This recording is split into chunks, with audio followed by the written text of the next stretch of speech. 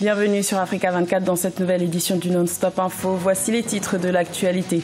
Pas de consensus sur le code électoral avec les formations politiques au Bénin.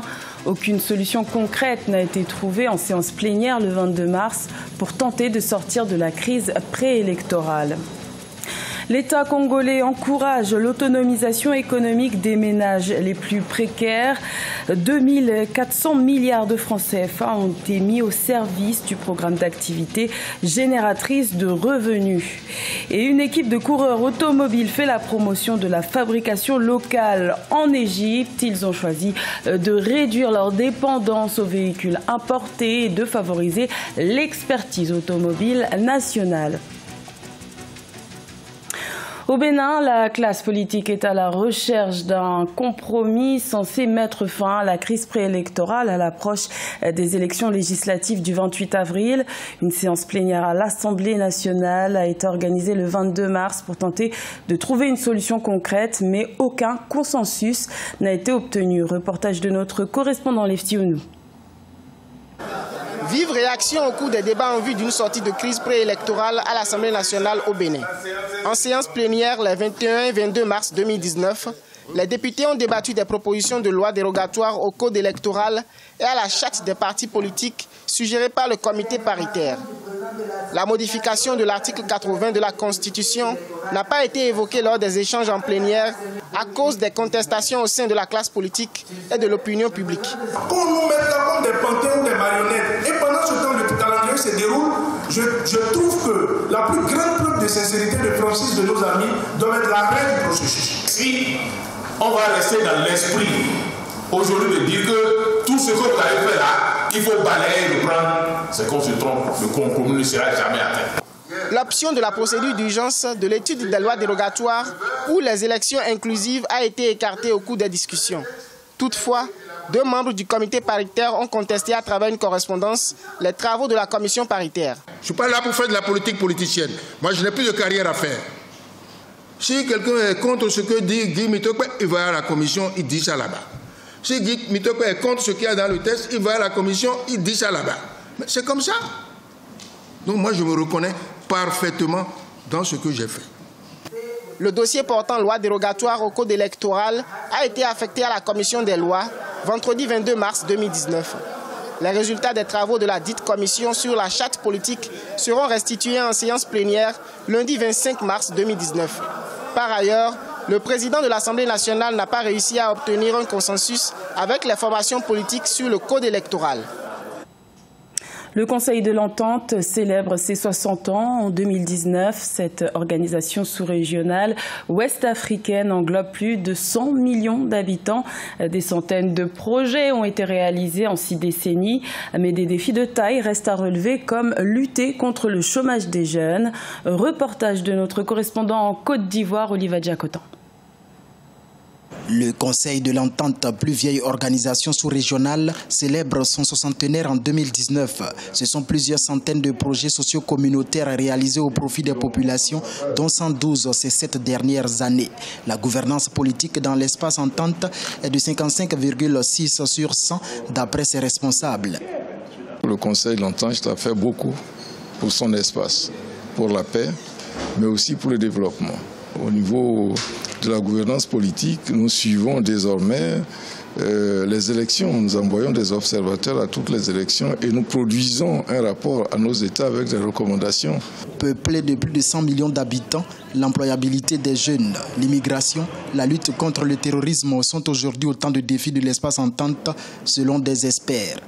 C'est d'abord un problème de sécurité, surtout dans ces sous-régions. Je sais qu'il y a beaucoup d'efforts que ces pays sont en train de déployer pour surmonter ces défis.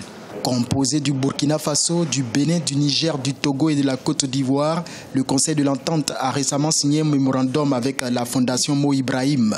Objectif, accentuer la collaboration pour améliorer la gouvernance politique, sécuritaire, économique et bien d'autres.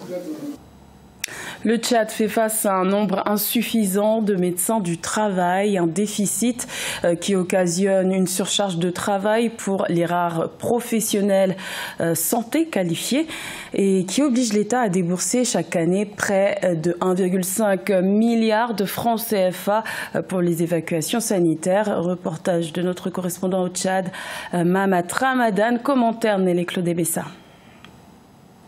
Au Tchad, les maladies professionnelles et les accidents de travail sont récurrents alors que le pays ne dispose que de 3 médecins spécialistes dans ce domaine. Ces 2 dernières années, la Caisse nationale de prévoyance sociale a recensé environ 750 cas d'accidents de travail dont la plupart des victimes peinent à voir un spécialiste. Une situation dénoncée par les organisations syndicales. Nous avons beaucoup de travailleurs qui sont morts après avoir fini le travail dans le pétrole.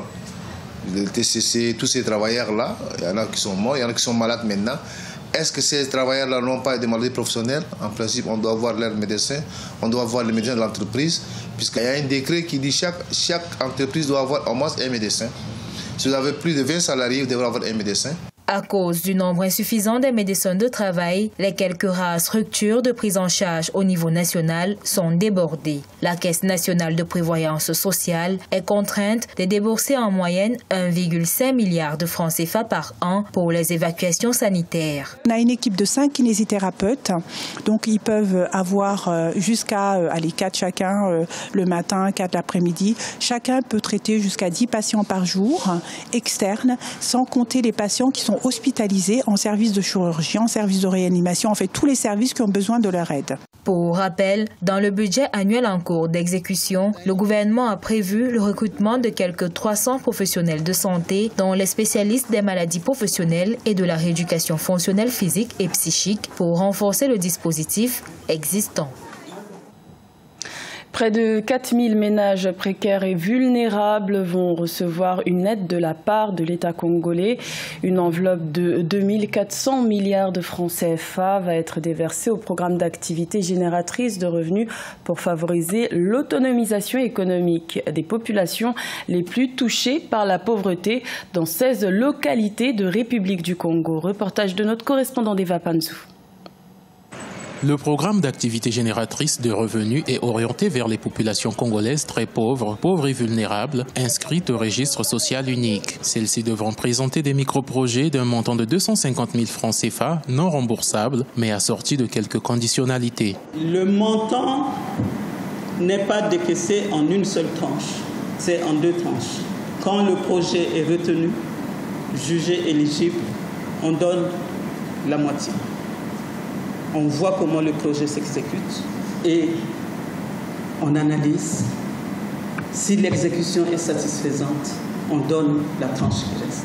La mise en œuvre de ce programme dans le contexte actuel de crise économique et financière a été rendue possible grâce au financement additionnel obtenu de la Banque mondiale et de l'Agence française de développement, soit 2,4 milliards de francs CFA. Les ménages seront accompagnés par les associations locales qui ont déjà été sélectionnées. Beaucoup de jeunes souffrent, n'est-ce pas, souffrent de problèmes d'employabilité et que beaucoup de jeunes ont aussi besoin de formation et dont l'État ne peut pas tout faire.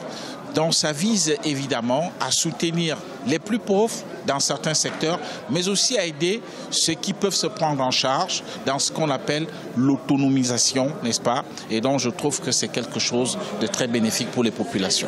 Le programme couvrira 16 localités des 6 départements que sont Brazzaville, Pointe-Noire, La Cuvette, Les Plateaux, le Poulet de Niari. Les activités éligibles au PAGER sont l'agriculture, l'élevage, la pêche artisanale, l'artisanat, le petit commerce et tout autre métier de service. Mêler la passion de la course automobile à la promotion de la fabrication locale, c'est le pari fait par une équipe égyptienne de course automobile. Celle-ci veut s'ériger en modèle en réduisant sa dépendance aux importations et en développant l'expertise automobile locale. Plus de détails avec Aïssa Toubari et Siamlo Victoria Sedji. en Égypte, l'équipe Rahala, passionnée de course, veut se frayer un chemin sur les pistes internationales avec une voiture assemblée localement. Cette initiative vise à réduire sa dépendance aux importations et développer l'expertise locale en la matière. Bien que certaines pièces de la voiture, y compris le moteur et les composants internes, le châssis et la carrosserie sont fabriqués sur place. Au lieu de faire appel à des équipes étrangères pour la maintenance et la location de voitures, nous avons décidé de fabriquer des voitures similaires. La première étape consistait à acheter un design à l'étranger car ils ont plus d'expérience dans la conception de voitures de course. Puis l'ensemble du projet a été exécuté ici en Égypte. Les coureurs veulent passer à la fabrication et à la maintenance des voitures localement et espèrent pouvoir populariser le sport automobile dans ce pays d'Afrique du Nord. La voiture dispose d'une licence de la Fédération internationale de l'automobile afin qu'elle puisse être utilisée pour des courses internationales. Mon rêve est de hisser le drapeau égyptien dans une grande course internationale telle que celle du Paris-Dakar, la plus grande course du monde, ainsi que d'obtenir de bons résultats si Dieu le veut. L'équipe Rahala fait partie d'une communauté grandissante de coureurs égyptiens dont les efforts incluent la création d'une école pour former les amateurs de course. La voiture a été assemblée en 2012 et a depuis été utilisée par l'équipe dans les compétitions locales et internationales, y compris le Rallye Dakar en 2014. C'était le journal de la rédaction. Merci de l'avoir suivi. L'information continue sur Africa 24.